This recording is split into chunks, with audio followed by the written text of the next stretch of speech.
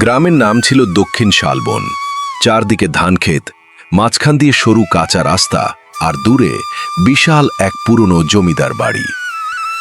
লোকজন সেই বাড়িকে বলতো কালো বাড়ি, কারণ দিনের বেলাতেও বাড়িটার দিকে তাকালে মানুষের বুক কেঁপে উঠত।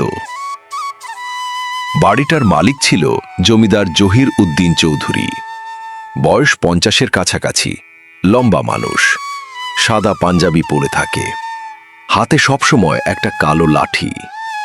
তার চোখের দিকে কেউ সরাসরি তাকাতো না, কারণ পুরো গ্রাম জানত জহির উদ্দিনের মন পাথরের মতো।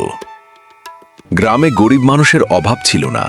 কেউ দিনমজুর, কেউ জেলে, কেউ অন্যের জমিতে কাজ করে কোনো মতে বেঁচে আছে।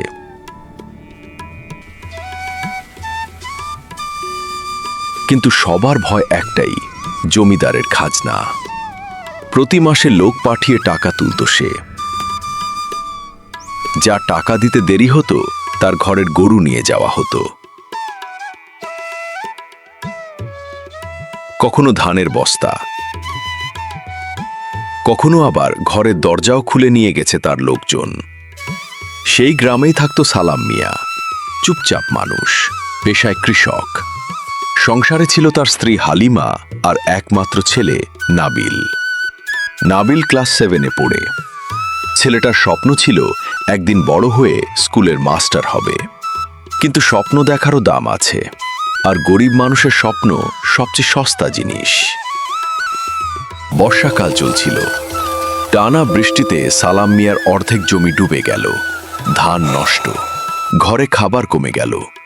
তারপরও সে আশা ছাড়েনি। প্রতিদিন সকালে মাঠে যেত, কাদা পানির ভেতর দাঁড়িয়ে নষ্ট ধান বাঁচানোর চেষ্টা করত। কিন্তু প্রকৃতি যেন এবার তার বিরুদ্ধে দাঁড়িয়েছিল।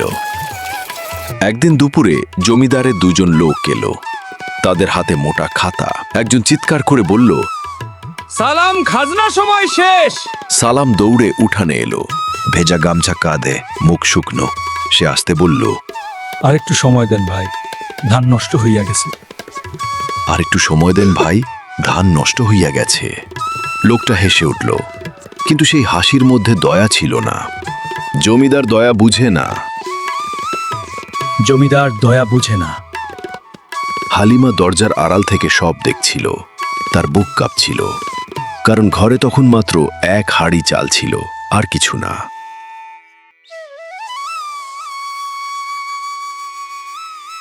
লোকগুলো যাওয়ার আগে বলে গেল, আগামী শুক্রবারের মধ্যে টাকা না দিলে জমি লিখে নিতে আসবো। এই কথা শুনে সালামের মুখ সাদা হয়ে গেল, কারণ ওই জমি ছিল তার বাবার শেষ স্মৃতি।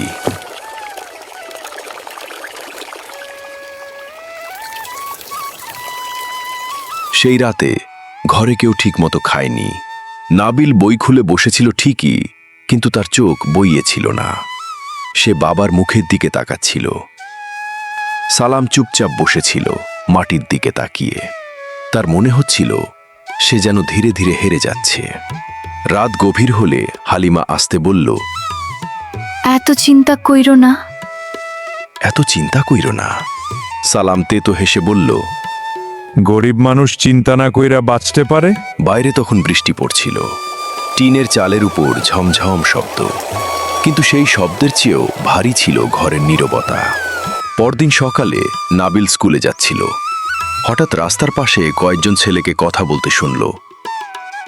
শুনছস, জমিদার নাকি আবার কারো জমি নিয়ে নিছে। নাবিলের বুক ঢক করে উঠল, কারণ সে জানত পরের নামটা হয়তো তাদেরও হতে পারে।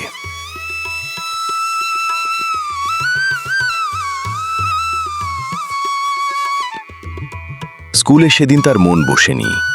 স্যার কি পড়াচ্ছে কিছুই বুঝতে পারছিল না। বারবার বাবার মুখ মনে পড়ছিল। বিকেলে বাড়ি ফিরে সে দেখল সালাম উঠানে বসে আছে, হাতে পুরনো কাগজ, জমির দলিল। তার চোখ লাল, মনে হচ্ছিল সে সারাদিন কেঁদেছে। নাবিল ধীরে জিজ্ঞেস করল, বাবা, জমি কি সত্যি নিয়ে যাইব? সালাম কিছু বলল না, শুধু ছেলের মাথায় হাত রাখল আর আকাশের দিকে তাকিয়ে দীর্ঘশ্বাস ফেলল। শুক্রবার চলে এলো। সকালে পুরো গ্রামে খবর ছড়িয়ে গেল জমিদার নিজে আসবে। মানুষ দূর থেকে দেখতে লাগলো, কারণ সবাই জানতো আজ আবার একটা গরিব পরিবার শেষ হয়ে যাবে। দুপুরে কালো ঘোড়ার গাড়িতে জমিদার এলো, সাদা পাঞ্জাবি, হাতে কালো লাঠি, তার পেছনে কয়েকজন লোক। পুরো উঠান নিস্তব্ধ হয়ে গেল। জমিদার ধীরে বলল, টাকা আনছস? আর একটু সময় দেন। জমিদারের চোখ শক্ত হয়ে গেল। সময় শেষ। তার লোকজন দলিল বের করতে লাগলো। হালিমা কান্না চেপে দাঁড়িয়েছিল। নাবিলের হাত মুষ্টিবদ্ধ, তার ভেতরে আগুন জ্বলছিল। ঠিক তখন হঠাৎ গ্রামের মসজিদের বৃদ্ধ ইমাম সামনে এগিয়ে এলেন। সবার সামনে দাঁড়িয়ে বললেন, জমি নিলে একটা পরিবার রাস্তায় নামবে। জমিদার ঠান্ডা গলায় বলল, এটা আমার নিয়ম। ইমাম সাহেব বললেন, নিয়মেরও বিচার আছে। চারপাশে গ্রামের মানুষ জড়ো হতে লাগলো। প্রথমে কেউ কথা বলেনি, কারণ সবাই ভয় পেত। কিন্তু ধীরে ধীরে একজন বলল, সালামের দোষ নাই। আরেকজন বলল, ফসলই তো নষ্ট হইছে। একসময় পুরো উঠান মানুষের কথায় ভরে গেল। প্রথমবারের মতো গ্রামের মানুষ একসাথে দাঁড়ালো। জমিদারের মুখ বদলে গেল। সে বুঝতে পারল আজ মানুষ ভয় পেলেও চুপ থাকবে না। কিছুক্ষণ নীরব থাকার পর সে লাঠি মাটিতে ঠুকল। তারপর ধীরে বলল, 1 মাস সময় দিলাম। এই কথা শুনে হালিমা কেঁদে ফেলল। সালাম মাথা নিচু করে বসে পড়ল। নাবিল প্রথমবার বাবার মুখে একটু আলো দেখতে পেল। সেদিন রাতে অনেকদিন পর তাদের ঘরে শান্তি ছিল। খাবার কম ছিল ঠিকই, কিন্তু বুকের ভেতর একটা আশা ফিরে এসেছিল। নাবিল সেই রাতে বই খুলে বসে ভাবল, গরিব মানুষ একা দুর্বল, কিন্তু সবাই একসাথে দাঁড়াইলে কেউ তাদের সহজে ভাঙতে পারে না। গরিব মানুষ একা দুর্বল, কিন্তু সবাই একসাথে দাঁড়াইলে কেউ তাদের সহজে ভাঙতে পারে না। বাইরে তখন বৃষ্টি থেমে গেছে, আকাশে চাঁদ উঠেছে, আর দক্ষিণ শালবনের মানুষ প্রথমবার বুঝেছিল অত্যাচার যত বড়ই হোক, একদিন তার বিরুদ্ধেও মানুষ দাঁড়ায়।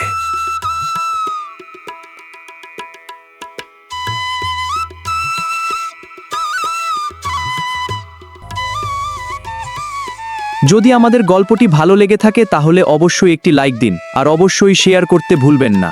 আল্লাহ হাফেজ।